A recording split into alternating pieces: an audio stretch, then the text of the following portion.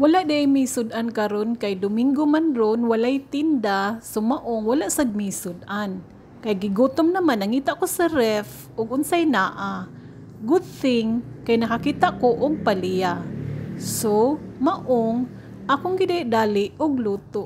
Wala day nako na videohan ang pagisal sa lamas, ahos, bombay ug kamatis. Nalimot naman noon ko tungod tingali kay gutom na. Vlogger naman day taron, so kinahanglan na ay ma-upload kada adlaw.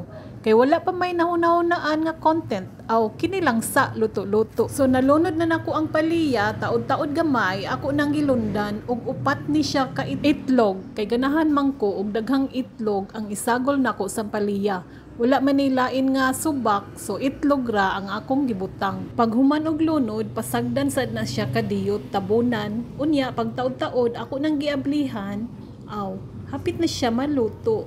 Nindot kay tan-awon sa og daghan kayong itlog imong ibutang o kay ukayon sa siya kadiyot para ma-mix siya og maayo. Daghan kamatis ang akong gibutang kay ganahan man ko na ay daghang kamatis. Murag tulo siguro ni kabuok kamatis akong gibutang. Sa una, dili kay ko ganahan mo kaon og palya kay paitan ko. Naasad gyud klase nga palya nga pait sad kaayo, naasay klase nga dili pud kaayo siya pait.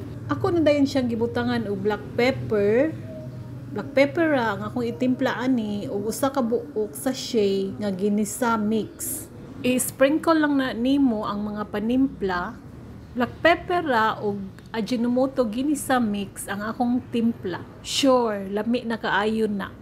Dayon imong ukayon para ma-mix og maayo ang iyahang panimpla.